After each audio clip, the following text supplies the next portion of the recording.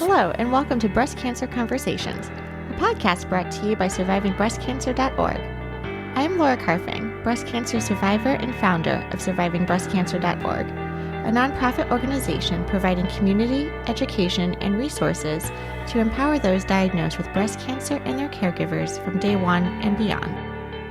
Welcome, everyone, to today's Breast Cancer Conversations. I am so thrilled you guys are joining us today. Today's podcast is a live recording that we did on August 10th of 2020 with Abigail, Johnston, and Alyson Tischler.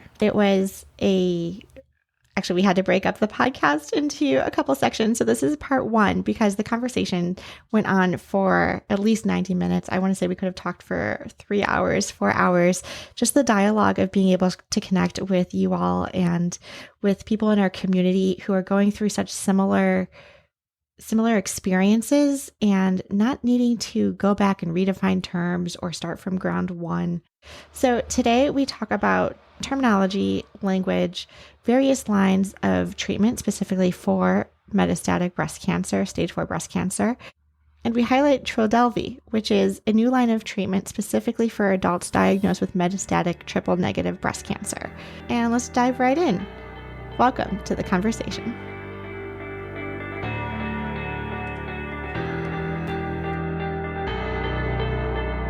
First and foremost, the two of you, thank you so much for joining us on this important podcast conversation today. As you know, Breast Cancer Conversations is a podcast where we talk about all things breast cancer. And Abigail, you were on one of our initial podcasts almost 2 years ago. And so my introduction to speaking with Abigail and also Alyson to let the community know is these women and I go way back. We go way back to my initial conversation of being diagnosed with breast cancer. And I have to pick on you a little bit, Abigail, because don't be too scared. At least you're sitting down for it. But we were going to have a meet and greet event in Miami. And this woman just on Facebook was like, oh, you're coming to Miami? Okay, let's get in touch. Let's hang out. Let's get together. And I'm like, okay, great. We can make this happen. And she's like, well, do you have a place to stay? And William and I were like, well, we normally stay at hotels when we go travel and hang out at events and do all this SurvivingBreastCancer.org stuff. And she's like, no, you're coming to my house.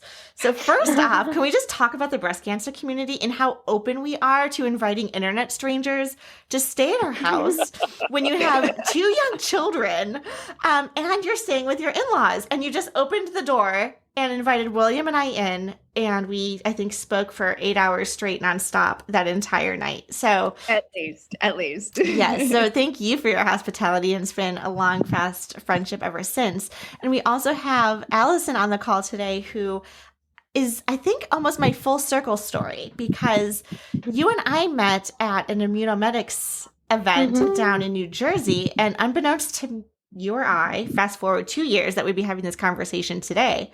But 2 years ago, we met at an Immunomedics launch party for Humanly, which is I don't even know how to directly describe them, but they're an offshoot of Immunomedics, and as a nonprofit sector for patient advocacy and support. And we were there learning all about triple-negative breast cancer, the launch of their platform, and hearing stories and connecting with so many amazing women. And I was literally scrolling through my phone and I'm like, I met you.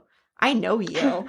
And we've connected so many times since then. And then fast forward to December of 2019, you, me, and Abigail all met in the San Antonio Breast Cancer Symposium down in San Antonio. This is pre-COVID, when we can fly and get together and hang out in a community of 10,000 scientists, advocacy groups, doctors, oncologists, all in one big platform.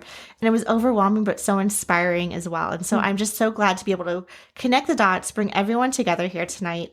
And I got to know both of you on my own terms in separate realms, and then also tonight here, bringing you together.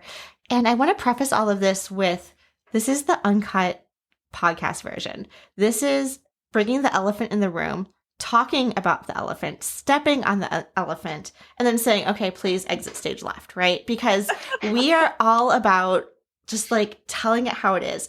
The disclaimers to all of this is that we are speaking about our own experiences. We're talking about everything that we've experienced going through breast cancer diagnosis. But then also, we're not the doctors and the medical professionals. So definitely talk to your medical care team, talk to your oncologist. This is just support in its finest moment. So thank you all for joining us tonight. So let's dive right in. Thank you, everybody. For those of you just joining us, I'm going to keep everyone on mute, but there will be time for Q&A throughout. Again, definitely utilize the chat box, whether you're on Zoom or Facebook.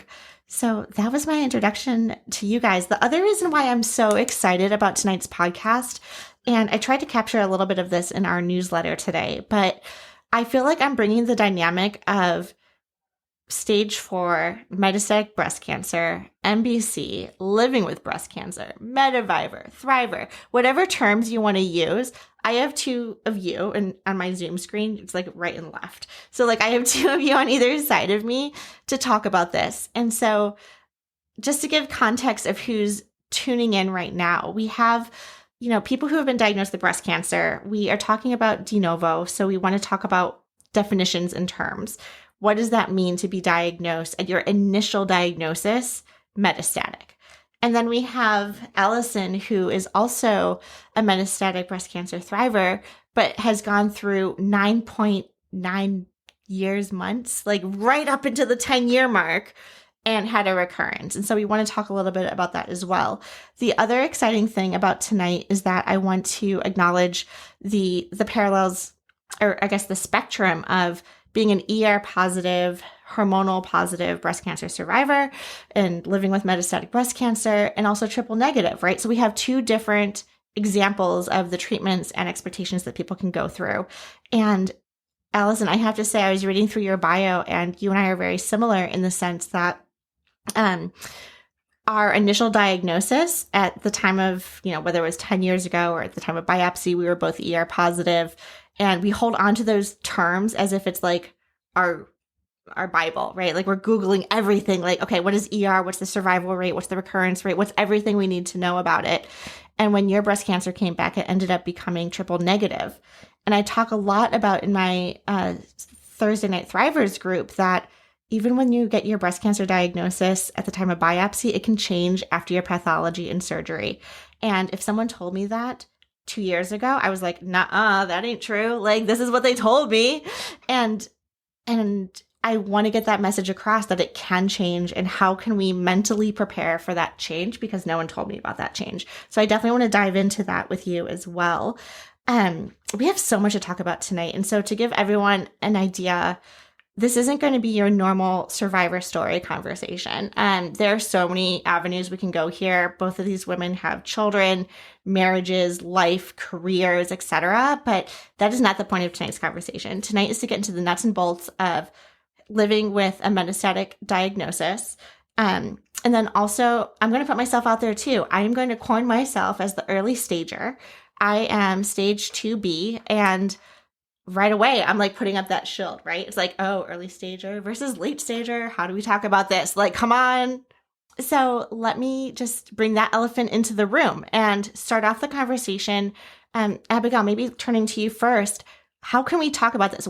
To begin the conversation, how should we address you? What's the preferred language that you like to associate yourself with? Or how can we talk about metastatic in light of your diagnosis? So I was diagnosed de novo metastatic, and technically, those of us who are diagnosed de novo are actually the only ones who are stage 4, technically. So people who have had an early stage diagnosis and then have progression to become metastatic are still their original stage, but then with metastatic disease. So that's the technical piece of it. I know there are tons of terms that people like. Some people like thriver, some people like lifer, some people like warrior, some people do like survivor. There's a stage 4 person that I know who calls herself a stage 4 survivor. I think for me, I really like the term that Sylvie Leotin posted in her blog a few months ago, which is just cancer haver. I have cancer. That is the correct definition, or the correct label, at least for me. I think the limitation with thriver Although I use that in terms of if people are being called survivor, okay, thriver is kind of the corollary in my mind. But in all honesty, those of us who are living with stage 4 cancer, we're not always thriving. It's not always a situation that it's a good day, a good month, or a good year. So I like cancer, however. I think that it's a bit, it's all encompassing and it doesn't leave anybody out. For me, survivor is something that I struggle with because I don't identify with survivor. I know the American Cancer Society defines a survivor as you are a survivor as soon as you've been diagnosed with cancer. I have a literature degree. I'm a lawyer. So language and the precision of language is super, super, super important to me. My husband says to me all the time, well, you don't have to be that literal. But I'm super literal. And survivor is past tense. And because cancer will never be past tense for me, it literally makes no sense to me. I know that some people really embrace that, and that's really important for some people. And I have at it. That's fine. If that's something that really resonates with people, just never has resonated with me. So all of that to say, I let cancer have her. I think that works well. I love it. And speaking of literary degrees, Alyson, you have a PhD in literature, if I'm not mistaken, correct? I do. So that's actually something Abigail and I have literary stuff in common, and we both do a lot of writing, and we connect on that. So it's we have a lot in common. and I have a background also in a master's degree in linguistics, and then my doctorate in education. So we all have this is a big topic for us, which is why we're spending some time on how do we talk about cancer? How do we talk about breast cancer? So Alyson, what are some of the terms that you prefer, just so we can set the boundaries when people want to ask questions, or for me, for our interviews, how should we address this? Yeah, I mean, I would say that I don't think there's a wrong term, so I don't want people to feel like, oh, you're going to say the wrong thing. But I do often like thriver, but to Abigail's point, we're not thriving every day. Some days really, really suck. So in some ways it seems, it's optimistic, which I try to be, but sometimes that's hard. And I mean, I think I just like to say I'm living with metastatic breast cancer, because that's what it is. I mean, stage 4, for whatever reason, sometimes it sounds dark to me, like the end, which I just try not to think about. But I do like to acknowledge how metastatic breast cancer is different from earlier stage breast cancer, and it doesn't go away. And that's something I often struggle with there's really just a huge lack of understanding among the general public, and even among very educated people. People are constantly saying to me, when are you done with chemo? When are you done? And, the answer is never, because that's what metastatic disease is. So I just think it's important to distinguish it from cancer that's treated, or that can be treated, that can be done with, because ours is ongoing, and it doesn't stop.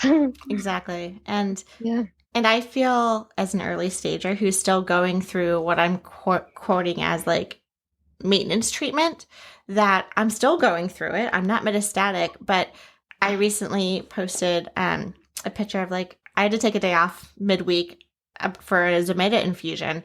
And it's oh, it's summer, you're taking a day off, you're probably going to the beach, you just need a mental health day. I'm like, no, I'm getting treatment. I'm going to feel like crap the next day. So but do you need to know that? How do we talk about no, it's my personal business, but I'm still going through it. And so whether it's a lifelong treatment or maintenance, and I know they're different, but I almost feel like I want to be a thriver. So I use the term as an embracing term, because we're still going through it. And I know at some point in this conversation too, we're going to talk about the recurrence fear that I'm living in right now. I know you've lived through that, Alyson, and then Abigail going through just your de novo diagnosis, being diagnosed with metastatic. Let's back up a second and define what metastatic breast cancer is. Alyson, do you want to give us a definition of what that is? Add something really, really quick to the definition discussions, because somebody posted this, I think it was on Twitter the other day, that cancer's not an adjective. Cancer's a noun.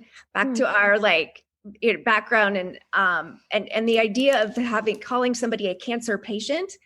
I really like Tatiana Prowl, who is with the FDA. She put together this wonderful white paper on language of respect, and it was for the doctors who were going to be presenting in San Antonio, and then she just updated it for ASCO. And let me back up. San Antonio, it's San Antonio Breast Cancer Symposium. Mm-hmm. And then ASCO is the Association of Clinical Oncologists. That's just the US, and then there's one over in Europe as well. So these are the big gatherings of the doctors. And so they would use terminology that might be technically medically correct, but that was relatively offensive to patients. But one of the things that she talked about was just being very careful about the language, like not saying the patient failed a trial, because mm-hmm. patients don't fail trials. The drugs or, failed us, or the cancer mutated to get around the drugs. And so having that precision of language is important. And so what I want to just add, I don't identify as a cancer patient, because I don't think that is, it's not, linguistically correct, but I don't let, and I know that Alyson is in this boat as well, we don't let cancer define us. Yes, it is something that we have, something that we're dealing with, is something that we're living with, but that doesn't mean that we are cancer. It doesn't mean that defines all of us. So sorry, just wanted to jump in on that and make sure I said that. No, and I think that is incredibly important. And I know we were all at that San Antonio Breast Cancer Symposium conference, and this was my only first time going. I know it's been around for years and it continues to evolve.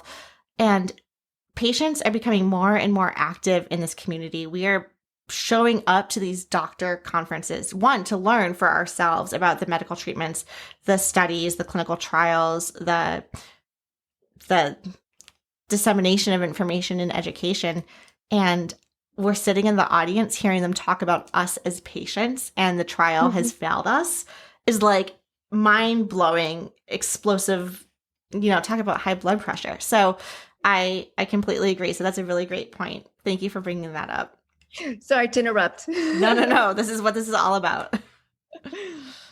So metastatic, for those who don't know, so let's just back up with a simple definition of what metastatic breast cancer is. Alyson, do you want to? Oh, sure. Define. So it's breast cancer that's spread beyond the breast. But typically, if it's in the lymph nodes, it's not typically considered metastatic breast cancer, but it really means, further out. So it could be in the bones, it could be in an organ, someplace that's not the breast or the lymph node. Yeah, exactly.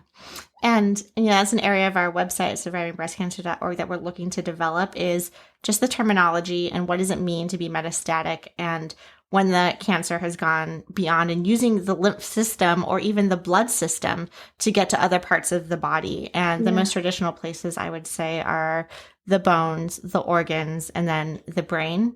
I don't know. So it depends on the subtype, right? Yeah, so please tell me, enlighten us. Yes. So the most likely place, they think it's something like 60+% of metastases when you have HER2 negative disease. So you've got these different receptors, right? You've got the estrogen receptors, and then you've got the HER2 receptors. And then of course you've got insulin receptors and all of that. The receptors simply mean fuel. So what fuels the breast cancer? For those of us who are hormone positive, the hormones are the fuel. For so hormone positive, HER2 negative, most likely to go to the bones, then the liver and lungs. If you're HER2 positive, the most likely for it to go to is the brain. Right. So someone with HER2 negative disease, brain mets are rarer. Not that they can't happen, but it is rarer. HER2 positive, the most likely place for it to metastasize to is the brain, and then of course there's ductal versus lobular, right? Delving into some of these details, and that has to do with how the cancer grows. So ductal, you tend to get the lumps that you feel. Lobular, it's like a spider web. It just gets everywhere. So when you have ductal, it normally forms those harder tumors. And so they call them lesions sometimes, Sometimes they call them tumors. Lobular goes to weird places like the lining of your abdomen or, in the eyes and just different places. And I think it probably has something to do with how it grows in its spider web way. So there's an amazing group, the Lobular Alliance does a lot of great work in raising awareness in this area. I actually have mixed type, which is it's not as well known or studied. Frankly, lobular is also not well known or studied. In fact, there's no trials in the United States on lobular cancer that has metastasized, only early stage lobular. There are a few clinical trials in Europe. But so I have invasive ductal carcinoma with lobular features. So I got that nice tumor that I felt in my breast, but then it was like, spider webbing itself out. Absolutely. And I'm so glad you brought up the lobular piece. I know she's not on the call tonight, but we did do a podcast and an interview with Leslie. She's the author of Probably Benign, and she was diagnosed with metastatic breast cancer, and her cancer was lobular. She does a lot of advocacy work around, what was it called? Molecular breast imaging, which is a type of screening because a lot of the lobular characteristics don't show up on your traditional mammograms or ultrasounds. And for her to go through all of these screenings for nothing to be found, and then to find out she's stage 4 is like, why did we not catch this early if you're going through all of the steps post 40, et cetera, to get your annual mammograms? So she is wonderful. I need to give her a shout out. If anyone has more questions or want more information, I'm happy to connect you specifically with someone who's metastatic with lobular breast cancer. So absolutely. And while we're talking about your characteristics of the tumor and the diagnosis, Abigail, I believe you also have the ATM mutation. Can you talk a little bit about the genetics around breast cancer? Sure, absolutely. I've gotten a gigantic education in all of this, not that I wanted to. So your body has cells, right? And there are mutations all the time. Typically your body catches them. Ironically, it's the ATM part of your DNA that helps fix those. There are, from what I understand, when it comes to breast cancer, there are 2 types of mutations that are important. There's germline mutations, and then there are somatic mutations. A germline mutation is something you get from your parents. So BRCA is one that everybody has heard of. But now there is about 40 different genes that they look at that is somewhat related to breast cancer, and each of them has a different risk percentage.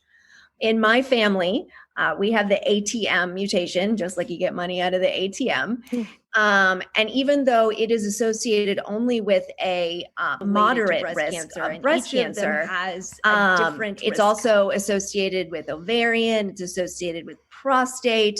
They're thinking colon is going to be added to that, as well as pancreatic. So how did I go from having a moderate risk to having stage 4? That was something that boggled my mind for a while. But the only thing that I have understood is that germline mutations can become more aggressive with subsequent generations. And so previous generations in my family, my mother specifically, had DCIS, which is basically stage 0, and had that post-menopausal. She was perimenopausal. She was in the middle of menopause, but I got stage 4 at 38, very much premenopause. And so it's not uncommon to see subsequent generations, the intensity, let's say, of the mutation increasing. And that is, as I understand it, evolution's way of getting rid of the mutation. Because as it gets more and more aggressive, the people in subsequent generations with the more aggressive type or the more aggressive flavor, I can't think of words, sorry, chemo brain tonight, they probably won't reproduce. So that's something that's been very concerning in my family. Prostate cancer, we've also seen that. So once we figured out which branch of the family it came from, we did a lot of, talking with different generations and looking back and getting that data to be able to see what subsequent generations needed to do. And so I do have several relatives who have had some prophylactic treatment, understanding that because my generation, it seems to be so aggressive that becomes more important. So I tell everybody, because when I got diagnosed, my breast surgeon tested me for BRCA1 and 2, and that was it. It wasn't until we figured out through the process of actually a medical mistake, but we can go through that later, that it was actually stage 4 from the beginning. Then my medical oncologist actually went back and did the full 40 gene panel. And so I try to tell people who are newly diagnosed, get that full panel from the beginning, because it's important to know what is going on, because if they had tested me at the beginning and I knew that I had the ATM mutation, theoretically, I may have made different treatment decisions. For instance, I had a lumpectomy thinking that I was only stage 2. I probably would have gotten a double mastectomy if I had known that I was stage 4 from the beginning. So I'm not a person that beats myself up. Hindsight's 2020, although that's somewhat of a weird term now that we're in 2020. But you can see things clearly looking backwards. Who knows if I would have made that decision then? But I do think it's very important, especially at the beginning, to really understand the full thing, full gamut, really understand if there's any mutations that need to be taken into consideration. And then, so that's the germline mutation. So that came from my family. And then I have various somatic mutations that were picked up by my cancer. So I had a genetic test to look at the germline mutations, potential germline mutations. And then I had a genomic test that actually tested the actual tumor to find out if the cancer had acquired any mutations that were actionable. The good thing about that particular test was that we discovered that I do have an actionable mutation, the PIK3CA mutation, and Piqray, one of the medications I'm on now, was developed to target that particular mutation. I have a bunch of other mutations that aren't actionable yet, but one of the great things about going through a company for both genetic or genomic is that they have the obligation to continue testing your tissue when they make new discoveries, and then they have the obligation to tell you that. So there's lots of ways that you can get genetic testing done in a variety of whether it's medical or not, right? You've got 23andMe, you've got some of the ancestry stuff. It gives you some information. But those companies are not going to tell you, oh, by the way, that variants of unknown significance, because that's one of the things people see, right? Laura included. Raising my hand over here. Yep.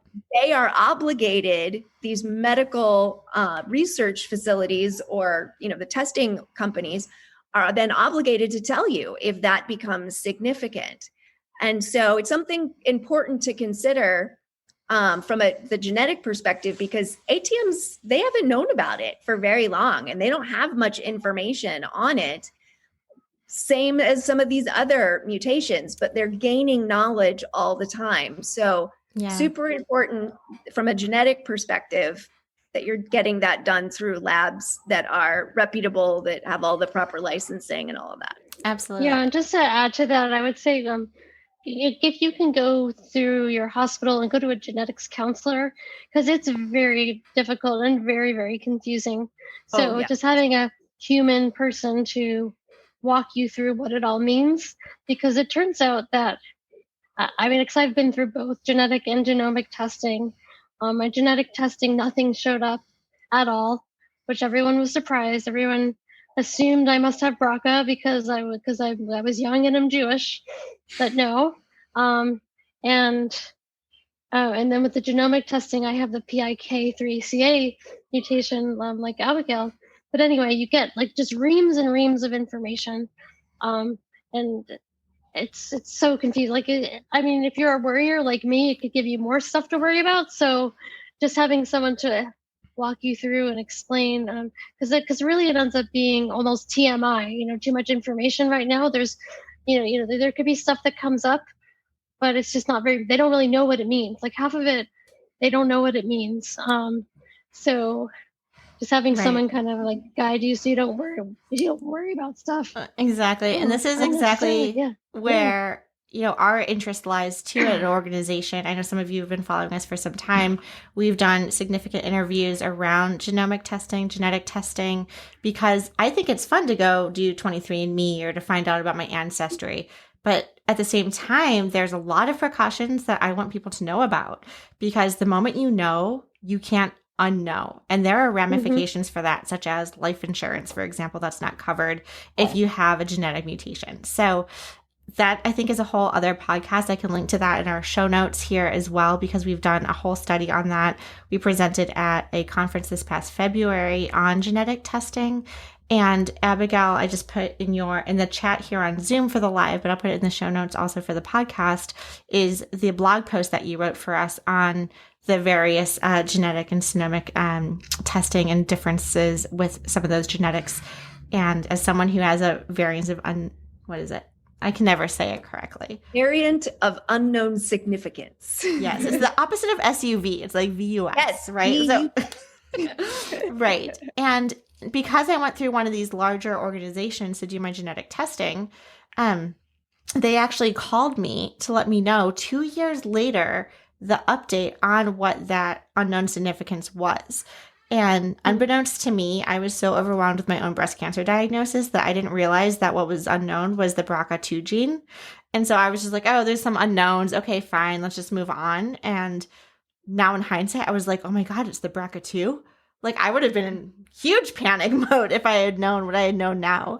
But luckily they called and to let me know that it's been updated and my particular genetics came back negative. So that's a happy piece to deliver. So yes. I want to turn things to Alyson, because you have an interesting story, opposite of Abigail's not being diagnosed de novo, but a little bit of, everything going from ER positive to triple negative, and your initial diagnosis, I want to say, was stage 3, if I'm not mistaken. Yeah. So I've had a sampling of everything, the breast cancer sampler. So just to tell my story a little bit, sorry, my voice is going a little bit, but I think I'll be okay. In 2008, when my son was 6 months old, I decided to wind down my breastfeeding because I was going back to work, and thank goodness, because he was such a hungry baby, and I couldn't keep up. And I was just like, screw this breastfeeding thing. I can't do it anymore. It's exhausting. So then my breasts went back to their normal size, and I felt a lump, and it was huge. It felt like a golf ball, and I was absolutely shocked. But I've always been really, hyper conscious about my health, and it didn't take me very many days to get to my OB-GYN, and I went for testing, and I remember looking at the radiologist, looking at her face, and she said, "This looks very suspicious." So we really I knew it was cancer. So I spent my first Mother's Day with my newborn son, wondering if it would be my last Mother's Day, because I didn't know. I knew I had cancer. I didn't know anything about what the extent was. Anyway, I found out that I had, actually, originally we thought it was stage 2. And they did tell me it was very aggressive. I had the oncotype testing done. So given that I was young at the time, I was 35, they decided to throw everything at it. So I had chemo. I had the very familiar ACT regimen that a lot of people have probably had. It really, really, really sucks, as probably everyone knows who's been on it. I had double mastectomy and reconstruction, and I had radiation, and somehow I got through it all. It was horrible. I felt horrible. It was, supposed to be the best time of my life being a mom. And I remember just feeling a sense of shame. I remember literally hiding behind my baby, because I was ashamed about how I looked. And anyway, so I somehow, by the grace of God, got through that experience, and made a very full recovery and resumed my life. Went back to work. We never were able to have another child, but we were okay with that. We moved out into the woods and had a great life for about almost 10 years. We traveled all over the world, all over the country. Had a very, very busy and very, very full life. But of course, there's always that fear of recurrence. And as time went on, I became less fearful. But the fear was starting to creep up as I was getting near my 10-year anniversary. And I think that somehow I knew that something was off because there were just a lot of random symptoms and things that I had to have checked out. But I did, in November of 2018, I noticed an inflamed lymph node on my neck, and I was scared. The first time I went to the doctor to have it checked out, they said, "Oh no, nothing, don't worry, it's fine." But then I went back because I was actually feeling pretty sick at the time. I had a flu and it had gotten bigger. So I looked at my doctor's face and I could tell this is primary care. I could tell she was worried. And I had a biopsy and she had to be the one who, it goes to show how far out I was out of oncology. I still had my routine 6 months visit with my oncologist, but it was my primary care doctor who had to deliver me this news. And that's how far, how much I had progressed since then. My primary care doctor called me, told me I had metastatic breast cancer. I remember yelling "fuck" in the living room and screaming. It was horrible. Most horrible moment of my life.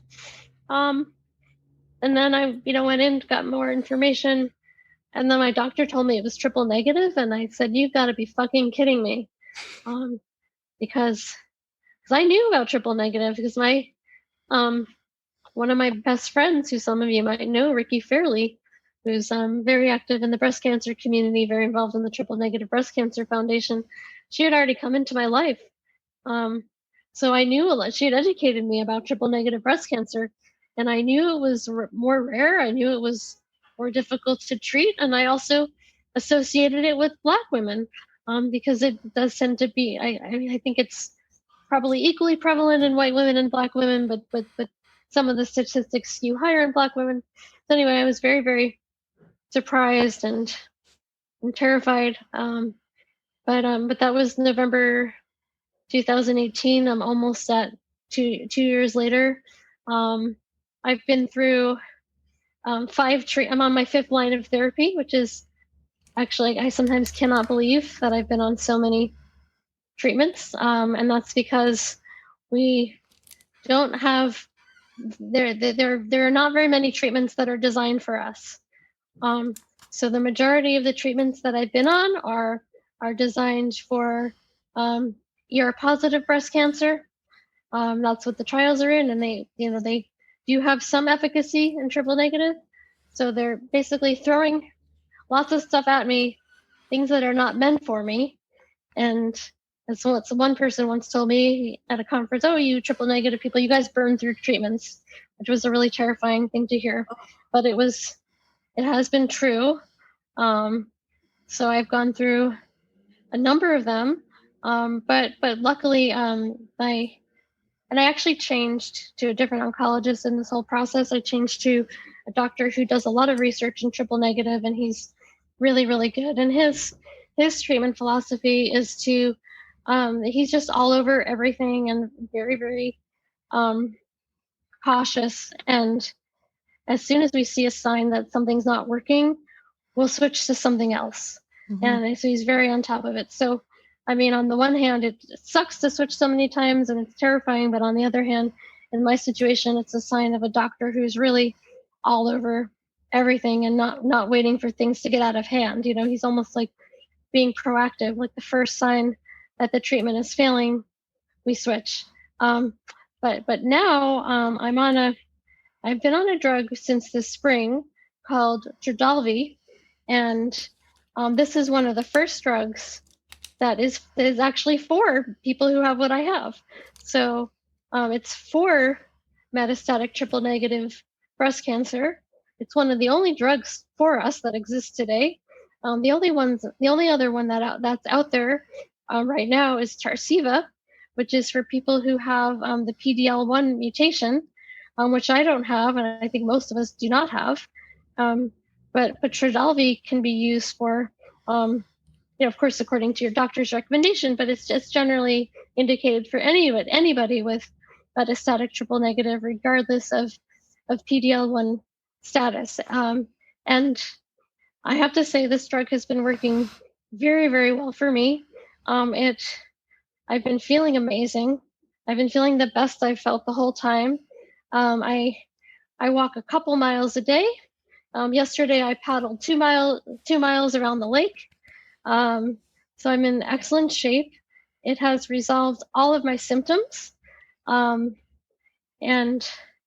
I really believe it's my miracle drug, and I'm feeling very, very well on it. So I'm just very grateful that I'm able to be on it. The people at the company who make it, Immunomedics, have been wonderful to work with. They helped me get on. It was actually just approved in April, and that was around the time I was seeking to start therapy in March. So literally my doctor put in the order for me to be able. So actually I initially got the drug through the company's expanded access program, which basically means if the drug hasn't been approved, there are ways you can get it if you work with a company. So they helped me get it. And then a week later it was approved. So it was kind of funny because my doctor said, "Oh, there's so much work to do all that paperwork," and it was just approved. But I was so glad it was approved because it got approved a little bit a couple months earlier than we had expected. That's excellent news. And just a quick editor's note. I know you mentioned Tarceva. I think it's Tecentriq. Gosh, these drug names can be so confusing. Alyson, thank you so much for rehashing this entire story. I know it's very hard for all of us every single day to kind of relive those moments of your initial diagnosis, a recurrence, a scare, a biopsy. I know we've all been there on pins and needles waiting results. And I think you summed it up perfectly with fuck. Honestly, it's something we never want to hear. And again, I appreciate you just kind of being so open about your experience and the emotions that come with that. I have a bajillion follow-up questions. I don't know about the rest of you. I think you highlight so many key points also. And I think this is where some of the nuts and bolts of this discussion can really flourish, right? We have, and I'm going to call on you, Alyson, and you, Abigail, to fill in some of the stats here. But, I think from my perspective, ER-positive breast cancer tends to be the more quote-unquote traditional. It's what people are more likely to be diagnosed with. And so that's where we find a lot of the treatments helping that percentage of people who have the more prevalent type of diagnosis. And even with a metastatic, it's, if 80% or 70% of the people have that, we're going to work really hard to try and resolve X. But there's this whole other group that needs attention too, whether it's, triple negative or early stage or late stage or whatever you want to categorize it as. And to me, it's my vegan, rah-rah moment of when are we going to start, finding the money to invest in broccoli and kale versus pharmaceuticals, right? And it's never going to happen. Mm-hmm. It's just not. So how can we take the information we have and our experiences to say, okay, wait, we need to start investing in this because people are dying flat out point blank, right? It's not I'm this characteristic or that characteristic or you're burning through trials or some of the language that you were using. And it's people are dying, and that is at the end of the day what we need to address. Well, yeah, but we still have a long, long way to go for all metastatic breast cancers, but especially triple negative, because the question is what's going to be my next treatment? This is the one that I've been waiting for. But what's next? I have no idea, and that's terrifying. I have no idea, and we're losing people all the time. We just lost a member of our community last week, Kiara, who some of you might know, and she lives with the disease for a number of years, but she had metastatic triple negative. So the treatment options are not sufficient. They're not sufficient for any of us. There are people dying of all sorts of metastatic breast cancer, but it's especially challenging for triple negatives. We have many fewer options, and way longer to go as far as clinical development. Can you define what lines of treatment mean? I feel like we utilize that all the time. Like I'm on my first, second, third, fourth, fifth. What does a line of treatment actually mean? Oh, sure. So basically our doctors have treatment algorithms where they typically will start you. So for example, in metastatic estrogen positive, like what Abigail has, they typically start you with Ibrance as your first line of treatment. So that's basically what most doctors agree is the best first treatment. So line of treatment is basically just the treatments, so you have like your first treatment, your second treatment, your third. So you move to another line of therapy, essentially the next treatment. If it could be for a couple of different reasons. It could be because the treatment you're on isn't working, or it could be because the side effects are too severe. For me, for most of my switches, it's been that the treatments aren't working as the reason, although there was one treatment where the side effects were pretty severe and I couldn't take it. So every treatment's a new adventure. Absolutely. And Abigail, I know you've had similar experience as well. Can you elaborate a little bit on your lines of treatment and where you are today? Sure. Like Alyson was mentioning, the go-to these days are the CKF46 inhibitors. She mentioned Ibrance. There are 3 in that category: Ibrance, Verzenio, and Kisqali. They have other names that are much harder to pronounce. So I use the names of the marketing names versus the scientific names. And I was on Ibrance for my first line of treatment once I finished with surgeries and the initial chemo that I went through. And I got 2 years of stability off of Ibrance. I was diagnosed in 2017, and Ibrance was approved in 2015. So that to me was my first introduction to this idea that research and current research is so very important, because I was on a drug that had only been out for 2 years when I was initially diagnosed. I had progression in August of 2019, again, after being on Ibrance for 2 years. And one of the things that I do with my doctor is we have plan A, B, C, D, sometimes E, F, and G, where we're watching certain things, or we're watching the medication that's getting approved by the FDA. And so when I was diagnosed, or when I had the progression in August of 2019, Piqray, the medication that I'm still on a year later, had just been approved that previous May. And because I had the genomic testing, we knew I had the targetable mutation, we were ready to go. And so that from a self-advocacy perspective, it's important to me that I'm continually asking my doctor, what's next? What are you looking into? What's the current research? I'm reading trials and articles and sending them to her regularly, because I don't want to be caught in that moment, like when we were all diagnosed, where it's just information overload. You are emotional about what's going on. You're having to make 25 million detailed decisions that have lifelong ramifications in a very, very short period of time, with no ability to get up on the lingo and understand what some of these things are. I think it's important to remember, I'm 3 years into a de novo metastatic diagnosis. Alyson has been in this, immersed in the world of cancer for far longer. Laura, you're years out as well. And so at the beginning, nobody can know all of these things. So because of that experience, and because I don't like being caught in that, I have no frame of reference for this situation. I have what? Where? What's going on? It was very overwhelming. And then there was just so many things that happened in quick succession. So one of the ways that I manage my anxiety, one of the ways that I manage in a lot of ways my quality of life is by making sure that we have all of those plans. Now, obviously, a biopsy that changes your subtype, like going from hormone positive to triple negative, that's a monkey wrench that you can't plan for. But for my own peace of mind, knowing what's next is so important. So August of 2019, we placed the order for Piqray, and I started Piqray.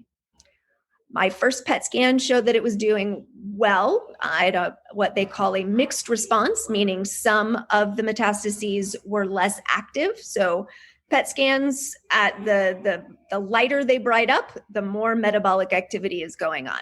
They call that an SUV value. And every radiologist looks at, it's very subjective. Every radiologist kind of looks at it differently. But what I understand is that some Mets were waking up, that they were becoming more metabolically active, some were not. And so it was kind of this mixed response. My second PET scan showed all of them waking up. So I do have to take 2 steps back and say that progression. So August of 2019 was my very first progression. And I was not feeling anything. I didn't have any symptoms. Literally, I remember my husband and I were sitting in the appointment, and it totally caught us completely off guard that I had progression. I'm so thankful that we had already talked about Piqray and we had that plan, because the amount of PTSD that I had in that moment was astronomical. Literally, my brain and the logical thinking parts of my brain were just offline, totally offline. If I had to make a decision about what I needed to wear that day or what I wanted to eat for lunch, I would not have been able to make that decision. It was that horrific that I was just plunged back into feeling like I did when I was first diagnosed. And I wasn't ready for that. And nobody said to me, hey, your first progression is going to be horrific. So it was horrific. It was awful. It felt like, again, I had been initially diagnosed again, but I had that plan. So we moved on to that plan. And so that really helped me in that. And I realized even after the fact, because I'm not always able to identify and name my emotions in the moment, but looking back on it, I was very, very thankful that we had that plan, that I wasn't having to, again, make all of those decisions in such a emotionally difficult time. So Piqray, which is not the easiest drug to manage. It has some interesting side effects. Every drug does, but Piqray in particular, because it causes hyperglycemia, meaning your glucose is elevated. It has to be treated similarly to diabetes. Yes, Dawn is saying up, up, up. Dawn is in my Piqray group, and she's been on Piqray for a bit. So there are some people who don't get any side effects. And, I want to copy their DNA or something. Because I always get nausea. There's certain side effects that I get with every drug, which is awesome. So Piqray, one of the things that's very difficult to manage is that hyperglycemia. And so most of us who are on Piqray are having to be on something else to help with that. Metformin is one of the main ones. I am personally on Jardiance, which is it's a different kind of medication that helps to manage the glucose levels, because you can't have sugar levels that are out of control. Like that begins to affect your organs. That's not a happy situation. So my first PET scan was good, was dealing with the side effects. Second PET scan, basically everything was waking up again. And so we were about to see progression.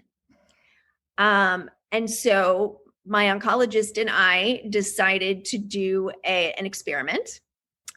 Because I had gotten those 2 years of stability on Ibrance, and because that class of drugs, the CKF46 inhibitors, it's the only drug that I know of. They actually have a study that the cancer actually forgets. So typically you have a drug that works for a bit, it stops working, and then you can never use that drug again because the cancer knows. I know I'm anthropomorphizing cancer here, but the cancer has mutated to get around that particular drug. Well, somehow these CDK4/6 inhibitors, and I do not understand the science, but somehow the cancer does not retain the information about how to get around them, which is fascinating. And I'm not even sure the doctors really fully understand that, but they have studied that, and they have confirmed that typically after an 8-week washout period that you can go back on this class of drugs. So because I got those 2 years of stability on Ibrance, we added Kisqali, which is a different drug in the same class. And the reason we did is that Kisqali actually has really good data on its effectiveness in premenopausal women. So I was diagnosed prior to menopause, premenopausal, even though I'm in menopause now because I had my ovaries out. I'm still considered premenopausal in terms of when I was diagnosed. So Kisqali has good data and is the only one where they separated out that group of people. Ibrance may have exactly the same impact. We just can't compare apples to apples because they never separated out that group of people. But they Novartis did for Kisqali. So we added Kisqali. And one of the reasons for that is that the studies that are going on right now, we won't see any drugs coming to the public for a good 10 years because of just how long it takes to study these things. But the studies that are going on right now are looking at these combinations. I'm not a doctor. I don't understand how all this works, but it just seemed to me we've got these pathways, right? We have these ways that the cancer is fueling itself, the way the cancer is figuring out how to do its dirty deeds. Why not attack it from multiple perspectives or multiple vantage points? It's just logical to me. So now, knowing that the studies are currently looking at this, that was one of the reasons why my oncologist and I decided to do it. And I'm thankful that I have the kind of relationship with my doctor where I can just throw out random things and then she's like, oh, yes, let's do this. That's literally how it happened. So I started that in March of 2020 this year. So I had my very first PET scan on this combination in June, and it was literally the best PET scan I've had in 3 years. Like I didn't even know that, yes, the stability was a good thing, but that meant that the cancer wasn't completely, they couldn't not see it. That's a terrible sentence. So the SUV value, or how much the cancer is lighting up, was all still lighting up. Now it was less, or some were less and some were more. So across the board, it was stable, but it wasn't like gone, which is what we want it to go. We want it to just be gone. And so the old metastases that I had, you couldn't see it anymore on the PET scan. And they were not lighting up anymore. It was dark. They were dead. The new Mets that I got in August for my first progression, the value or how much they were lighting up was cut in half. Wow. And so that was really good. Now I have my next PET scan next month. So we'll see if it's still as effective. But one of the other things that my doctor does follow are tumor markers.